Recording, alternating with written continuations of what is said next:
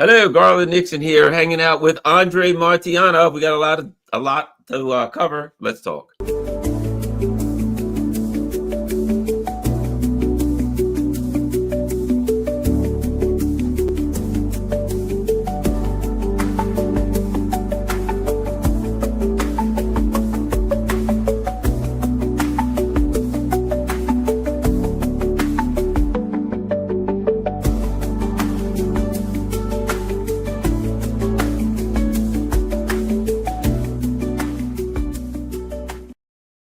Hello, everyone. It's Thursday night. We're hanging out with the one and only Andrei Martyanov. Always like to use my but before we get going, let's get a word from Keir Starmer. How do you think the war's going, Keir Starmer? He's not too happy. All right, let's try to figure out why. Andrei, let's get going here. You know, something I wanted to ask you about. I don't remember the term. There was a Russian term you said. It sounded like boy or something like that. And what we were talking about, and this is a discussion that like all of these people there, oh, I'm a big fan of Russia, blah, blah, blah. But it always comes down to this.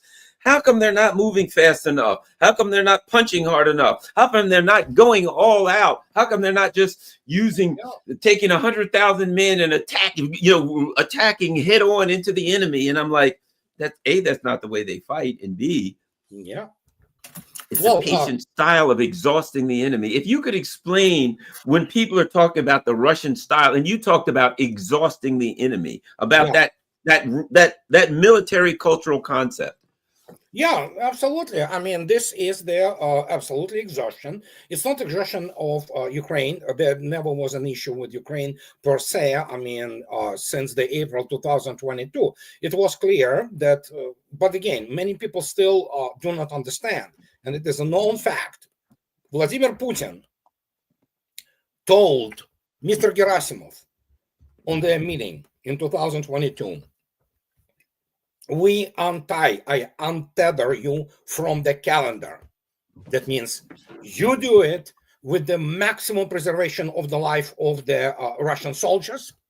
There is no do as you need to, but keep in mind, and especially after April, after Boja, on behalf of the United States, sabotaged the Istanbul talks, it would be the war between Russia and the combined West. And that's exactly how it happened. So can Russians still go and, do these big red arrow offensives? Yes. The issue here, it's root causes. Root causes, this phrase, this term now is, some people like me, we already have. Lavrov obviously has a, blister on his tongue, and so is Mr. Putin.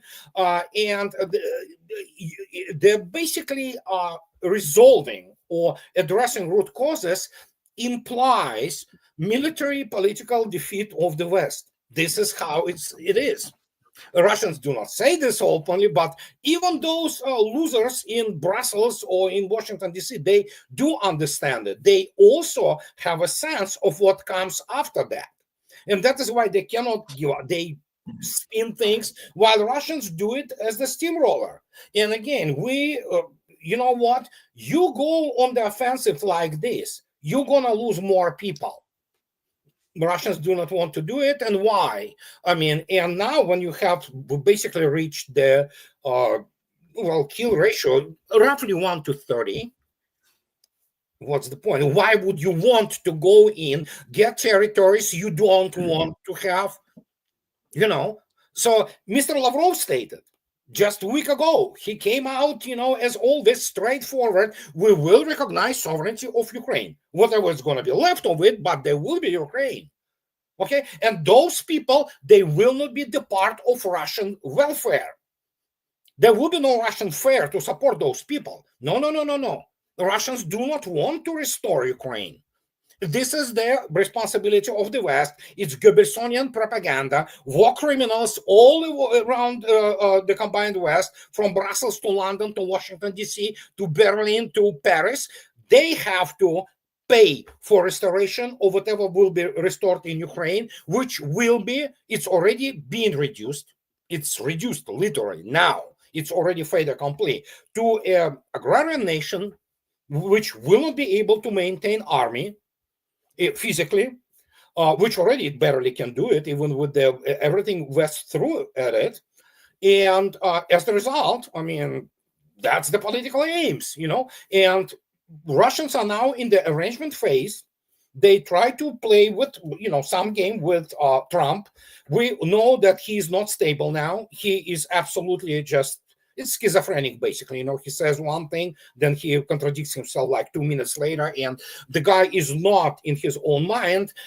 First, it's the cognitive issue. It's the issue of, obviously, cognitive faculties are giving up on him. He's 80, okay? Mhm. And he's not very bright, as it turned out. He tries to, maneuver between those lobbying groups which own Washington, D.C., which is not owned by the American people. It is owned by Israel. It is owned by some other, lobbyists, but by Ukraine, partially, it used to be. And so, as a result, you have this complete implosion. And I spoke about it with Nima earlier today. I already stated, we are living in the moment of the collapse of the Western civilization as we knew it. Period. This is happening all around us. And when you look attentively at the decomposition of the Western societies, especially in Europe, Europeans are decomposing as societies, as a culture. It doesn't matter now if Macron has 11% approval rating. They voted this, teller globalist boy, and that thing, whatever it's husband, wife, whatever that creature, they voted him in. They enjoy it. You made your bed. Live with it. It's like I already stated today. I will repeat it again. I voted for Trump. Why did I vote for Trump? Many people still believe that I'm MAGA. I'm not MAGA. I am realist, and in a sense. But we voted to avoid World War III, and so far we did it. If Kamala would have come, we probably would have been dead by now, So, and that's what people do not understand. And this is, all this Manichaean view, black and white, nothing in between, that, no, you're still voting for, evil. Yeah, it is lesser of two evils. Yes, it is still evil. But at least we're alive now. That's an accomplishment. Russians and Americans talk to each other. Oh, my God. So people do not understand what is at stake. And as a result, we know that Trump at least senses and his whatever the cabal he surrounded himself with. And when you look at their reactions, and especially in the last couple of weeks, when some things have been unveiled for them, you can sense their desperation, fear, and uncertainty, bravado, which is absolutely, he parades himself as, let's face it, clown. Okay, he embarrasses himself. He embarrasses the United States. He just, I don't understand if he even has a grasp of the such thing as class. And after the whole 1 hour and 40 minutes with Comrade Z, out of those 1 hour and 40 minutes, probably about 1 hour was actually translators, interpreters trying to convey. So they didn't even discuss anything of value. And he came out not looking good, So, and he has to understand that, he lies. He lies now constantly. His latest lie that, United States has the largest, by far, the arsenal of nuclear weapons. And like, oh, good Lord, it's... I don't know. We observe this. It's all indications are there, and how it will go, it depends, So I tried to warn. Many people tried to warn. We tried to work out something to move on with this. But you look each day at the news. Good, my God, it's Soviet collapse essentially. That's what is happening. Yeah. And one of the things, the more desperate NATO gets, the NATO countries get, the louder they get. Macron with his 11% approval rating, getting the crap beat out of him on an airplane every time you turn around by his, let's just use the term, significant other. We wouldn't want to misgender anybody, and I don't know how to misgender Brigitte Macron. I don't know what I'd say. I don't know if there's a gender to be misgendered. But at any rate, so you got this guy who I wouldn't want to be him for any number of reasons at 11% approval rating, saying he's going to get together 2,000 Frenchmen. Yeah, Russians are 2,000 to overwhelm the Russian army. Have you heard that number? Kremlin is preparing the articles of the unconditional surrender to submit it. Russian army is in disarray, totally demoralized by this thing. So and listen, if you look attentively, yesterday, economy minister of Germany comes out and directly to the Deutsche Welle, to German audience, and I quote, "Germany ceased to be competitive." Hello, didn't we warn about it for years? There you go. It's like, basically the idiots sitting on the branch on the tree and, sawing it off while sitting on it. They achieved that. Germany is the exhibit A of a complete brainwashing national imbecility on an incredible scale. It is complete implosion of the nation. All of their politicians are like that. Practically all of them, majority of the politicians and politicum in Germany, that's who they are. Let them buy Teslas. Let them, buy Tesla trucks. Let them eat cake. Remember, as whoever, let them eat cake when people go hungry. That's what it's a national suicide. We all knew that all those Mercedes and BMWs ceased to be normal cars like 10 years. It's the same like Tesla. It's just garbage, overpriced, over-engineered, which breaks constantly. Hey, you wanted it. And this is the thing, I always kind of risk being the, butt of the, if you wish, or the target of all kinds of accusations. Oh, you have Schadenfreude. No, I don't have Schadenfreude. I don't want German people to go hungry. I do not want their children to go hungry or their children beaten up by all those African or Arab, immigrants and things like that. I don't want them to lose their culture. They wanted it. And that's when I point this out. I am somehow the guilty party. But in reality, this is exactly what happened to France. There are some signs of life in England. We'll see where it goes. But the rest of it, it's dead. And the same goes for Washington. I just read the article 2 days ago. I usually don't read Politica, but it's in a Politica about the Lockheed Martin people. They are on strike. I read about what is happening to them. Good Lord. It's all about stocks. It's all about, as they called, round tripping. It's fraud. Practically all financial system of the United States and the West as it exists today, it is fraud. It is all about stocks. And that is why the United States cannot produce anything, decent in terms of weapons, in terms of doesn't have real serious research and development, which gives you the breakthrough technologies. And some people still believe that Starship, especially when we know what happened in the last week with Burevestnik and those revelations, which are shocking. I mean, this is new industrial phase. It's new industrial revolution. And when you look at this, get on the Starship chemical rocket. It might get you to the orbit. That's about it. You're not flying on that thing to Mars as he promises. And today, his father, Elon Musk's father, he drops the bombshell. It's in Vzglad. I can send you the link. It's all over the news and in Russia. Well, evidently, Elon Musk flies to Moscow incognito very often. Why? Okay. Yeah, there are many things which are of note as of lately. But then again, after Burevestnik came out and successful tests of all that, including Poseidon, we're looking at the revolution, technological revolution, and the new frontier in space exploration by 2030. And that's not going to be Musk's rockets. These are going to be Russian-Chinese base on the moon, and significant fraction of the speed of light, things accelerating towards the planets of the solar system and beyond. So it's like, here we are. This did happen, and so.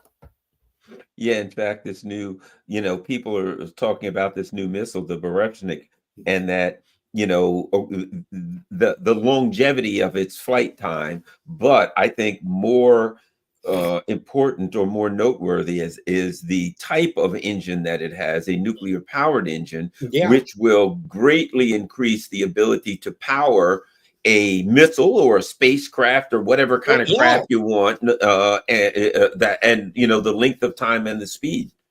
Well, that's the whole point. Yes, Keldysh Institute rolled out, for example, large plasma engines already, and this is just they are large. These are not your palm of hand, ion engines which you use on everybody uses on their satellites to correct their orbits. No, these guys can work for 50,000 hours non-stop. Okay. 50,000 hours. And as you understand, and these are just prototypes which are already going to be used and tested on the nuclear tag, which is ZEFs. So they are planning to first prototype to fly by 2030. And after what we learned, it's happening now, and it's just the matter of how it's going to be arranged in terms of the either some kind of the chemical booster from the orbit at somewhere like around the orbit of the International Space Station, where Russian space stations is coming up by 2030. It's called Russian Service Station, which will be used for both lunar modules. And again, Russians and Chinese signed the agreement. They are developing the lunar base. And then suddenly what you have, you can launch those things from the moon or moon orbits. You don't need that much energy, so you can have this liquid, traditional chemical liquid booster, which gets you push, and after that thing turns on the cluster of those engines, and it pushes you, and you suddenly fly 600 kilometers per second, 1,000 kilometers per second, and as you might understand, that changes the whole thing. Suddenly you have enough energy to travel to, I don't know, Pluto and back, and if you need to kind of get into the orbit, and suddenly you can push not all those, Soyuz type or, all kinds of the modules which are sent to International Space Station. Suddenly you can build the barge the size of 30 meters long, and 5 meters in diameter, and suddenly it's a serious spaceship, okay, which carries enough liquid fuel just to give initial push and initial basically braking if you need to. And you have to figure out, which Vladimir Putin spoke about it very ambiguous manner in April this year, when he was talking about to students of the famous Russian Bauman Technological University. And he was talking about that, we're working on this thing against radiation in the, which is beyond the Earth orbit. And so, and then it becomes economically feasible to actually mine the asteroids, mine whatever we have, as long as which I know there is a work done on the materials which will help to prevent the radiation, impact in the open space. Mm-hmm. So, and it's there, it flies, it works. And when he told this number, it's just like, wow, we knew it was small. But he says it's 1,000 times smaller than the nuclear reactor of the nuclear powered submarine. And wow. It's like, oh, good Lord, this thing is just basically the parcel, from UPS. That's what it is. How the hell did they do this? But it flies, it works, and it's a new technological paradigm, absolutely. And so we it was being prepared. We knew it, and he spoke about Burevestnik in 2011. Obviously, you remember the reaction. Oh yeah, it's all BS. Now, oh my God, all those hypersonics flying around and hitting targets, and it's absolutely new technological paradigm, and that also obviously changes the whole energy paradigm and energy and power generation on Earth for very many people. this changes everything, So, and if he says, I don't know how true it is, okay, he might have misspoken. But if you take, for example, if he says that it essentially develops as much power as the nuclear reactor of nuclear powered submarine, average nuclear powered submarine, Russian or American, okay, Virginia class or Yasin class sub, if you run the sub, let's say you get the sub into Norfolk, okay, for example, and you plug in Virginia to Norfolk without industrial things, single Virginia submarine or single Yasin submarine will be able to power some city like the size of 80 to 100,000 people, with all the appliances and things like that. So this is like 150 megawatts, whatever, I don't remember all now numbers in terms of the power. If it even develops, if it's not 150, even if it is 20, and it's a revolution. And you know why it is also a revolution? And this is one thing which many people do not understand. They saw basically Peresvet, a Russian laser, in 2018. It carried behind it a significant, load, and obviously everybody was saying that, oh, okay, that thing probably good to, which it is, blind or destroy the guidance system of the, let's say, multiple independent re-entry vehicles, which would be flying and trying to hit Russian silos of the ground component of the strategic forces. Now, and here is the thing which many people do not understand. You can go on the YouTube. It's all there. It's presented. Russians already using high-powered lasers. No, these are not lasers like pew pew at the drone made out of plastic. Like, oh yeah, everybody, ecstatic. No, they use lasers which burn through, not burn, they cut 10 centimeter. It's 4 inches thick steel bars when they deal with the issues of the catastrophes and all kinds of the situation with the fires at the extraction facilities for oil or gas. You can look it up. It's unbelievable. It's and then suddenly you have that thing, many megawatt power, what it means. Many people didn't understand what ramifications are. Combat lasers, which will be not just shooting down drones. Russians use these lasers now all over the place in the special military operation. No, we're talking about lasers which probably gonna be cutting the armor of the tanks from 10 kilometers. Can you imagine what it is? It's like that's revolution. That's what Russians were saying all the time. Weapons on the new physical principles. And here we are. Yeah. I see what you mean. I mean, you can get small nuclear engines that generate extreme amounts of power. You could have a small tank or something, the size of a tank, or smaller, the size of an armored personnel carrier, that has one of these engines that has a laser on it for airplanes, for other things, that whatever you want to target, and it's not going to blind them, it's going to cut them in half. Yeah, if they fly into that, it's just over for them. Yeah, that's the whole point. And again, we do not know the real output. It's very many megawatts. We know that. If it is 150 megawatts, which is insane, it's like, I don't know, who knows? I need to look up the latest rates of especially Rhythm 400, which is the latest Russian nuclear reactor for nuclear icebreakers, and which will be installed also on this gigantic 70,000 ton displacement leader class icebreaker, which is being built, by the way, as we speak.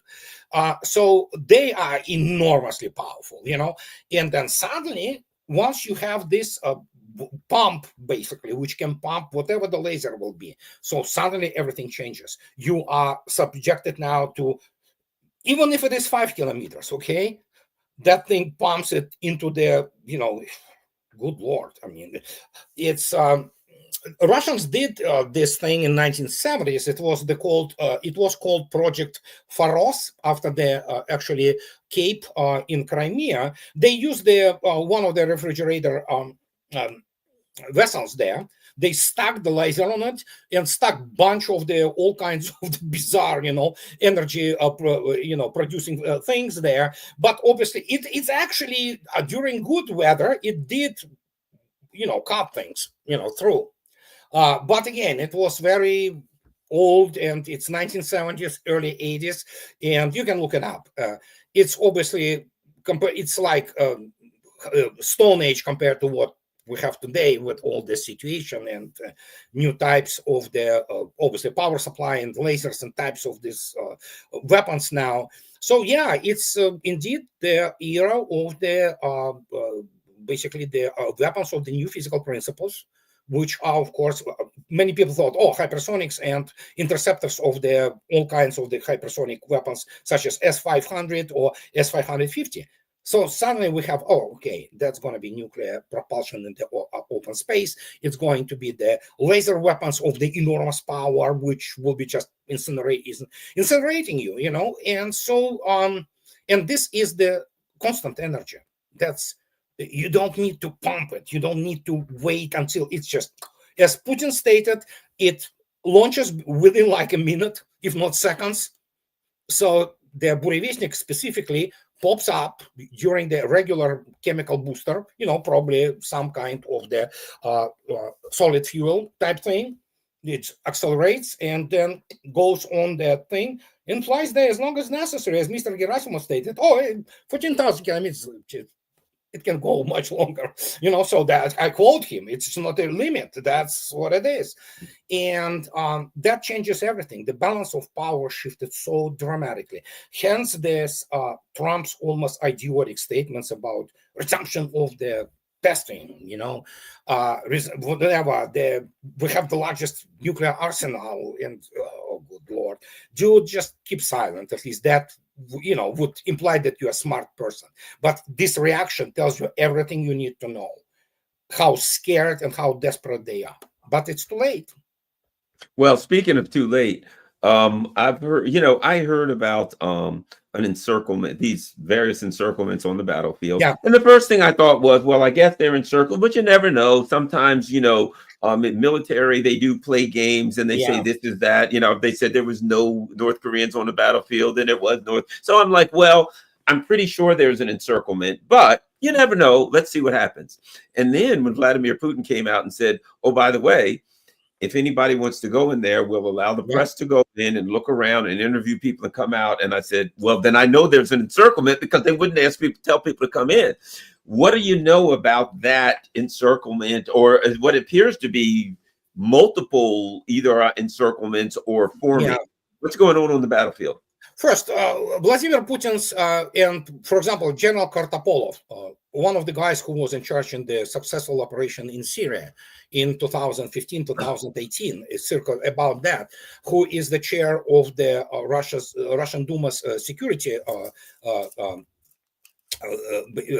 department, so to speak, committee. And so they said, yeah, hey, Western journalists, come on in. We'll get you there. We will do the, ceasefire for several hours. You're going to be guaranteed, your safety, and you will go and take a look. Nobody took up the offer, of course, So as you might expect, So those low lives from all those legacy media, they will never dare to do this. The only thing which was surprising is about this guy from NBC suddenly going to Moscow and saying, oh, look at this, burned Abramses, burned, those, Bradleys, oh my God, we didn't know. That shows you gigantic number of the things which United States supply there evidently doesn't want to stop the war. Of course it doesn't, but now it will forced to. And he actually admits that, pardon me, and he actually admits that, it's enormous quantities. Evidently, somebody told him in Moscow that, well, United States have been demilitarized, essentially, I'm not even talking about basically the, what's the name of it, Europeans. They are completely naked, they just have nothing. Yes, you said 2,000 brave Foreign Legion guys who are not even French, probably most likely Ukrainians themselves. The ethnicity which dominates Foreign Legion are Russians and Ukrainians and all kind of people from Eastern Europe. So there you go. And now suddenly they don't want to go there, obviously, because they have to report that it is a catastrophe along the whole front line for whatever is left armed forces of Ukraine and all kinds of their so-called volunteers, So Now we're looking at Pokrovsk and Mirnograd. Oh, yeah, Mirnograd, yeah, Russians are already inside Mirnograd. Pokrovsk, they are concentrated now primarily north-western part of it. And as people report from the front line, they do what they usually do. They hide behind civilians. They hide in the civilian houses. So, yeah, human shields, standard thing for them. Yeah, I mean, we see now. What's happening? I mean, I know that a big part of the Russians, I guess, plan was to knock out that whole area, everywhere from, outside of Donetsk city, whether it was, Lysychansk, Sloviansk, Severodonetsk, yeah, all of that stuff. Agglomeration, yeah. That whole area that was fortified was basically to just very slowly but surely knock that off. It seems to me that they are moving in the area of the Dnipro or Zaporozhye, that they are kind of moving in that direction.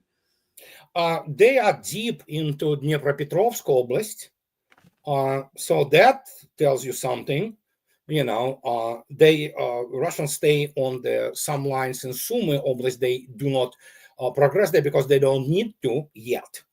And obviously there is activization of the Zaporozhye and Kherson. And essentially, the operation for the liberation of Kherson already started. It's just a matter of, and again, Russians will proceed cautiously. They have no reasons to rush, especially knowing the economic situation in the United States and in Europe.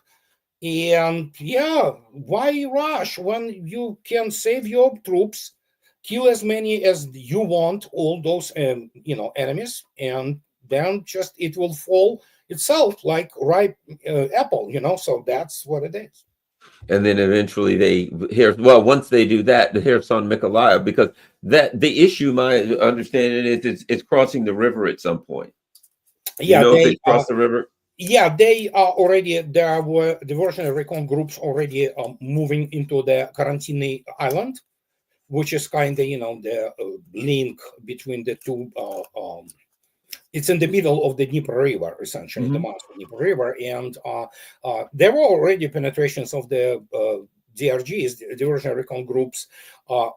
And there are DRGs which operate on the consistent basis are now on the right shore of Dnieper. And so it's getting prepared or is in the progress already. So what happens, if I look over here, right, and there's these areas, everything in that area, Severodonetsk, and we remember all the Bakhmut stuff and all of that Bakhmut right there in the center. When all of that is taken, is for the most part, there's not a lot left, is there, that hasn't been taken, is there? What happens after that?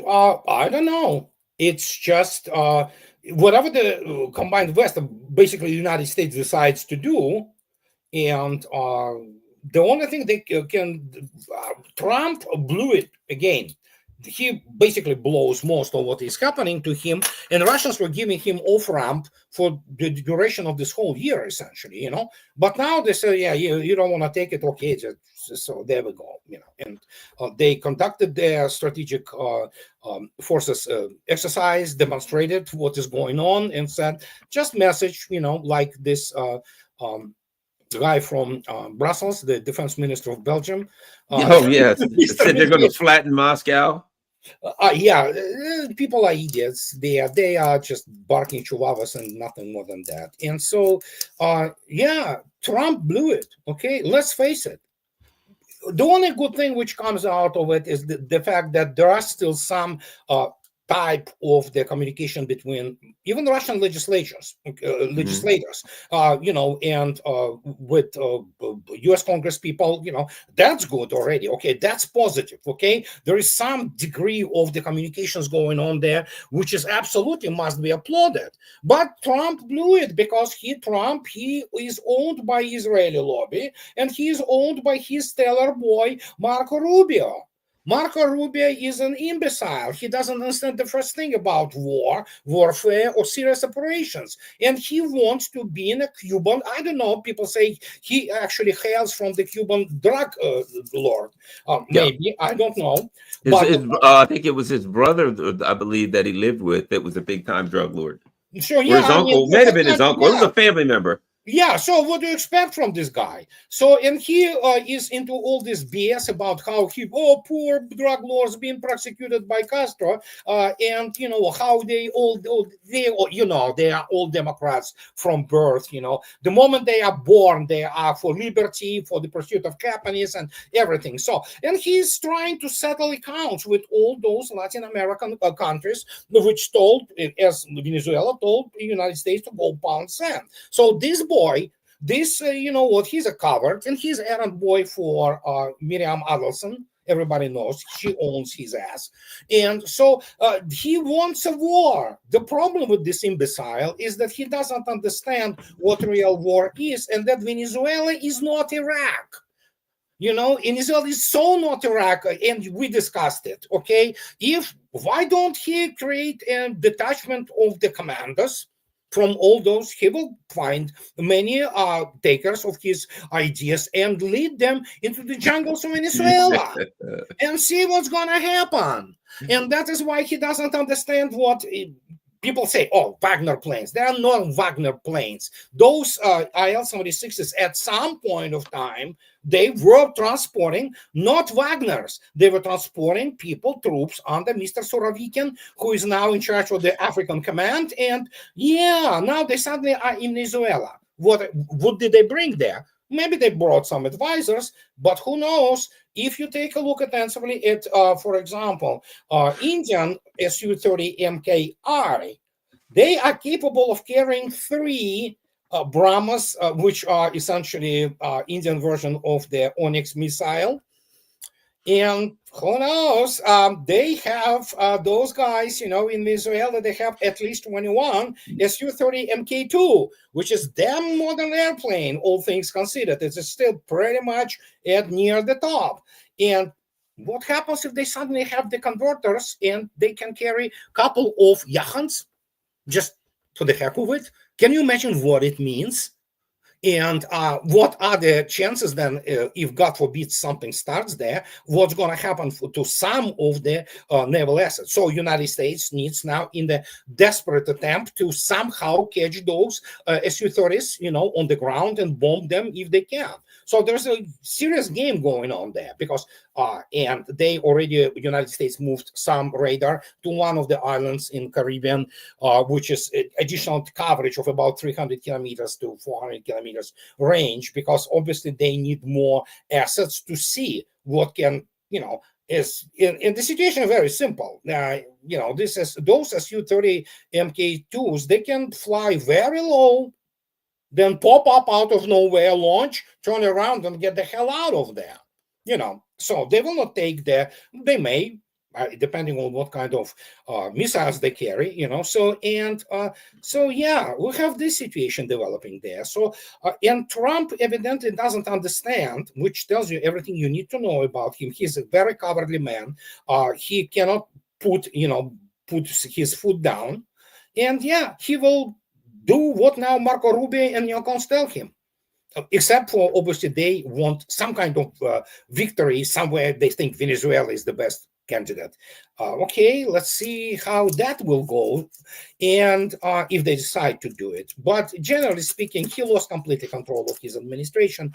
And if I would be J.D. Vance, despite the fact that he still exhibits some kind of the admirable qualities, his presidency is not assured anymore. Trump sold out MAGA. And I do sympathize with MAGA. I empathize with those people because they are not necessarily bad people. They wanted their country to be normal, to have the decent economic development, get the hell out of those wars and everything. Trump did everything opposite. Yeah, yeah. And something you and I talked about, and I think we both agreed on, because what we've been hearing for the last several months is, oh, they're going to attack Iran any day. They're going to attack Iran before Thanksgiving, before October, before November. It's coming weeks. We're days, hours, seconds away. They're going to go all out. And my position was, well, I know they'd like to. Yeah, they do. But they got their asses kicked in 12 days. Yeah. What are they going to fight them for 11 days? And I don't think that. I just looked at it and I'm like, Israel is absolutely not into a position to refight that one after losing. The U.S. is not in a position to help them out because our bases could be flattened. So my position was, I know they want to attack Iran, but I don't see how they can do it. And right now, there are people starting to join in saying maybe this attack on Iran is off. They could not defeat the Houthis. Yeah. They tried Iran, and Iran pounded Israel into submission in less than 2 weeks, less than 14 days, as the British would say, less than a fortnight. Yeah, Israel was defeated. Well, we have to understand this Goebbelsonian propaganda machine, and as I already stated, very many people in CNN, New York Times, BBC, Deutsche Welle, they are just downright war criminals. They propagated, they were the enablers of this, propaganda, which killed more than 2 million Ukrainian soldiers. So, their hands are, basically covered with blood, and of course until they noticed what was happening in Gaza, so you look at those people. No, dudes, you lost any kind of credibility if they ever had one, and so your place is behind the bars. Goebbels and his family, they killed Martha killed her children, and then they committed suicide themselves, so but these people, they are low lives, so they will not commit anything. They just don't understand. Oh, we committed a crime. Yes, you did. You enabled a slaughter in the largest war in the European continent since World War II. And as a result, you were, aiding and abetting Nazi regime. There are a bunch of Nazis which they never wanted to notice. So you are Nazis. You are the guys who supported it, So, and we saw what happened to Canada. You remember this. I mean, this is, Russians do not want even to touch Canadians, because of the, contempt and disgust. And, so this is not to say that there are no good people. Many Canadians are decent, folk, but they lost the country too, and that's what happens. And these are not indications. These are manifestations of, like this Titanic going down. You suddenly have those, flickering of the lights, the steam, being purged and things falling off, So this is exactly what is happening right this very moment. And just some people, obviously, many people do not have the toolkit. It's just like, that's it, guys. Enjoy, so you are in the front row seat and you can observe it. And of course, you have this Goebbelsonian propaganda, which is the propaganda machine of all those legacy media. They lie. People who work there, they have no honor, no humanity in them. They have no any kind of integrity. So, and why would they be listened to? When I looked at this imbecile from NBC today, it's like, oh yeah, there are so many American tanks and Bradleys, burned. And do you know how many? I would ask him. Well, basically prior to special military operation, the Ukrainian armed forces had around 3,000 tanks, and about the same number of APCs, So by now they lost, I believe, I will tell you now the number. So for people to understand the actually scale of what is going on there. And okay, let me see. Yeah, it's just tanks and APCs alone, almost 26,000. and then of course armored armored vehicles, another 45,000. Guess what? Overwhelming majority of those are NATO. Overwhelming majorities of those are United States, and whatever they have been able to gather from whatever was left from the Soviet times, like Czechia. But it wasn't many, they were like hundreds, And so you have 26,000. Where those 26,000 came from? Well, they came through NATO. And can you imagine now that? So 26,000 tanks and APCs gone. And now you have 45,000 of the armored vehicles also gone. That's demilitarization. Absolutely. What I wanted to, there's something else I wanted to ask you about, and that was the Eastern Europe. What's interesting about Eastern Europe is, of course, you've got the Chihuahua states, the postage stamp size states, I like to call them, in the Baltics, right? It's the size of a small neighborhood on the outskirts of Moscow. But it seems to me, when you look at Moldova and Romania, when you look at some of the countries, of course, you've got Hungary and countries that are actively pushing back against NATO, but you've got several other countries that are trying to, but the EU has to go in and steal their elections. It seems to me that the time is going to come when they can't steal their elections. It seems to me that the future of some of these Eastern European countries particularly is going to be very anti-NATO and anti-EU. I think we're looking at the death of the EU and NATO, because once NATO loses this war, this whole idea, it's defensive and we're going to protect you from Russia and we're powerful. And that's like Belgium, the guy from Belgium, will just destroy, little Belgium will just flatten Moscow. You're Belgium.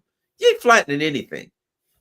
But it seems to me that the whole EU, NATO, 5 or 10 years from now, you won't even know it was here. Go ahead. Yeah, it's de facto, it's over. NATO has been paraded as the paper tiger conventionally. The only thing they have is United States nuclear arsenal, which Mr. Trump says is the largest, which it's not. But again, he lies like for living, basically. And so you have now this very interesting development in terms of Hungary and Slovakia saying, okay, no, we're going to be doing this, union, kind of, not union, but political type, association to deal with all this. Because, I would suggest to Hungarians just go to Austrians and say, okay, let's restore Austro-Hungarian Empire to it as much as we can and live on their own, So, go right ahead, that's still better than being in the EU and being run by the cretins and war criminals and, criminals against humanity such as von der Leyen and all those imbeciles from Brussels, which is not European city anymore. It's dirty, it stinks, it's African, Arab, what have you. It's not Belgium City. I saw it. I don't need to go there. So, and when you look at this, it's like, okay, sure, but it's over. What can they do?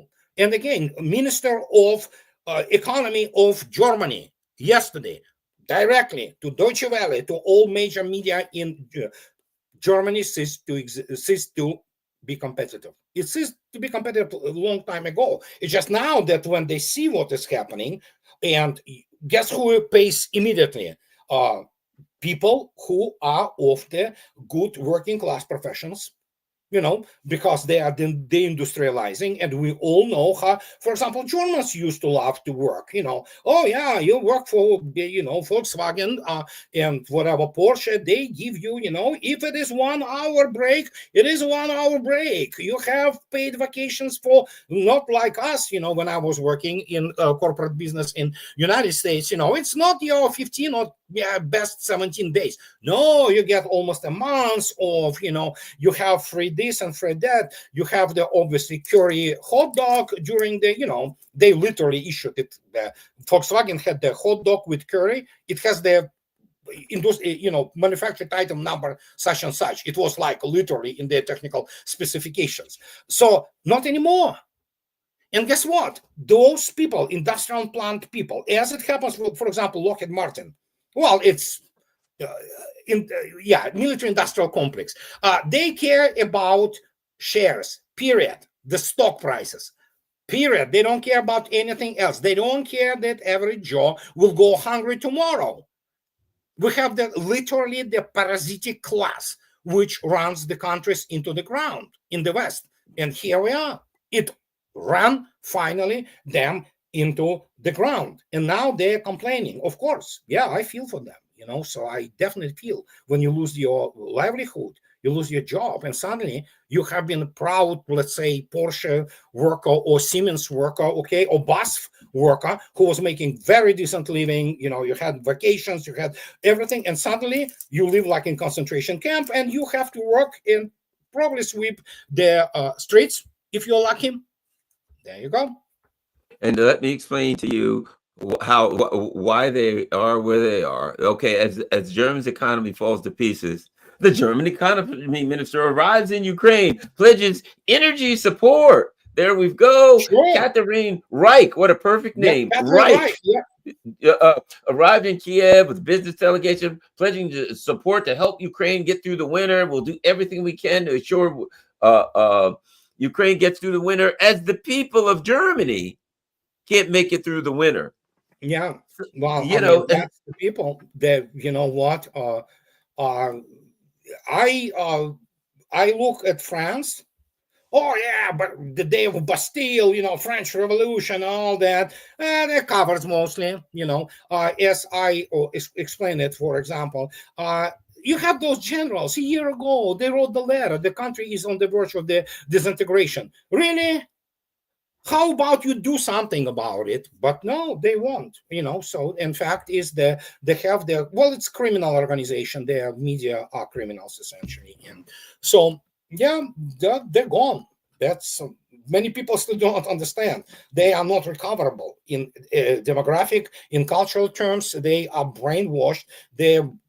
You look at them, they're a bunch of, basically nations of the cuckolds. The only thing they care about, is the entertainment, sex, whatever. They have no honor anymore. Nothing left there, So, and that's why they are departing. And, good riddance. What can I say? Well, and I'll end with saying this, with the last part of the conversation. The U.S. was always, in Trump, we're the powerful. Everybody has to do what we tell them to do, and the way we tell them to do it. Everybody wants our market. And he met with President Xi the other day, and President Xi, to be quite frank, didn't seem impressed. What were your thoughts on that? He's not impressed at all. Again, hour 40 minutes. Out of those hour 40 minutes, most was the interpreters translating between the two leaders. That means an actual conversation between Xi and Trump lasted probably the most, 45 to an hour. You're not going to solve anything, but he needed this for PR again, and he thinks that he is so impressive that everybody needs to kneel in front of him, but he doesn't understand class. Xi is extremely well-educated man. He is a big thinker, and he is also the military man. He has a rank of the general. Many people do not understand that he is a professional military. So for him, Trump is like, who the hell this guy is, oh yeah, New York real estate shyster. Wow, impress me, So that's what he doesn't understand. He doesn't understand who Putin is, apart from being an excellent lawyer. He is former director of FSB. He is the guy who is graduate of the Red Banner Institute, Andropov Institute, the Academy of the Foreign Intelligence Service. I mean, it's like, this is so beyond his comprehension. His level is that level of the hustler from New York, and show the Apprentice show on the whatever garbage life the TV, and there you go. He doesn't even understand. He sometimes cannot even understand that he's being laughed at because, and you saw yourself, he loves gold. Now he demolished White House to stick this ugly piece of crap, which will be Trump's ballroom. Okay. Why? It's historic building. Jesus Christ. It has been burnt already in 1814. Leave it alone. Leave it stand as the, one of the last vestiges and symbols of American, democracy and governance. Good Lord, what he's doing now. And it's going to be larger than the building itself. Are you freaking kidding me? Why? It's why those people, whatever they touch, it turns to crap, literally. He had to do it to the White House, which everybody knew. Listen, even in Soviet times, we knew how White House looked like. It was on TV. It was, we saw it. So, and now I looked at the project. Jesus Christ, what's next? What's next? He will be doing to unbelievable. Unbelievable. Well, let's just hope he doesn't go into Venezuela, because that's going to be a mess. And I've been, ever since, I'll say this, ever since the whole fiasco in the Red Sea with the Houthis, I've been saying, sooner or later, they're going to pick a fight with somebody that's going to bloody their nose. Sooner or later, they're going to think, oh, well, this is an easy guy. Oh, this is a little guy in the bar. I'll go beat him up. And then the little guy, you've seen it, some big guy, oh, there's a little guy. I'll push him around. He pushes the little guy around, and the little guy kicks his ass. And it's just a matter of time. And Venezuela could be the one, oh, we'll just go bomb over Venezuela. Well, they got S-300s. Even the old S-300s are a problem. They can probably see those F-35s, can't they? Yeah, they can. It's the fact that Rubio, he is, again, errand boy for Miriam Edelson. They're all kind, if you look attentively, all kind of weirdos in American political life are primarily lawyers. Nothing wrong against lawyers. Lawyers are important profession. You need lawyers. There's nothing wrong with practicing law. What I'm saying, you have the people in there who stay there. Basically, their main occupation is to stay elected and avoiding being charged with all kinds of misdemeanors and crimes. Period. This is the only thing they can do. You think Marco Rubio is great political thinker? No, he's a primitive, two-pence, prostitute essentially from Florida, and the guy who got degree in law, and he was whatever he was, like this imbecile Tom Cruise. Oh, not Tom Cruise. Well, he's imbecile too. Ted Cruz. So yeah, it's. Oh yeah, I was. Just shove up, roll your law degree and shove it up, where. These are people who don't understand first thing about the real world, because they are shysters. They always lived in the life of privilege. They never experienced any serious difficulty. They have been always covered by somebody or employed as the Cabana boys, So, and all their donors, they were pushing them along the way. And who the hell they are? They don't understand first thing about anything. They don't have background. They don't have life experiences. They never worked a day, real work. And Marco Rubio thinks that he can fight Venezuela. Let him try. It's going to be a mistake. But man, it's a mistake. Hopefully they won't make. Although, I'll end by saying this. I know I've said that, but I will end by saying this. One thing in John Bolton's book, he said, they were trying to overthrow Venezuela, and they kept trying. He says, and one day Trump said, I got bored. He says, I'm tired of Venezuela. I don't want to talk about that anymore. Let's talk about something else. So at least maybe after a couple weeks, they'll say, okay, you ready to bomb Venezuela? And Trump will say, I'm tired of that. Let's go look at the new ballroom or something. Yeah, so, if he's smart. If he's smart. Yeah. But Bolton, good Lord, how did you endure reading his thing? Oh my God, I probably would have had the stroke, just. He said that when Donald Trump, when they were planning on attacking Iran, and Donald Trump called it off at the last minute, right? He said that's the most bizarre thing that any president has ever done. Bizarre, not to attack a country illegally in a war of aggression is bizarre. Yeah, he is better on the swingers party with his wife, evidently, so he has to continue dealing with this issue, and not get into the real serious geopolitics and warfare. Well, maybe he'll end up in jail here shortly. I think they're trying. Well, I will see. Yeah. So, all right. Well, thanks a lot, Andre. Oh, by the way, before we go, everybody, don't forget. I almost forgot. I have to show everybody Andre's website. Let's take a quick look at it before we go. It's called Reminiscence of the Future. And looky here. There's Andre and I. But look, here's the big thing. All of the things that he's doing and all of his appearances are there. But here's what's important. On this side, Andrei's books. See, you can just click and go right to Amazon and buy them. So there we go. America's Final War. And this is a great one. Losing Military Supremacy. So you got all of Andrei's books on the side. So go to Reminiscence of the Future, which is smoothiex12.blogspot.com. And you can certainly buy a coffee for Andrei to help keep him going. If you buy books, it's not for Andrei, it's for yourself, so you can learn all of his great wisdom and all of the things that the people in Washington, D.C. don't know, you'll know. Also, Smoothie X12 is his great YouTube show. They're like 30-minute blocks at a time. They're funny, they're informative, and they're great. Thanks a lot, and thank you, everyone. Don't forget, support Andrei. All my info is there. There's my PO box, all that kind of stuff. I will be going to Moscow, it looks like, next week. Okay, bye-bye, man. Yeah, thanks a lot, everybody. We're out. All right, thanks a lot.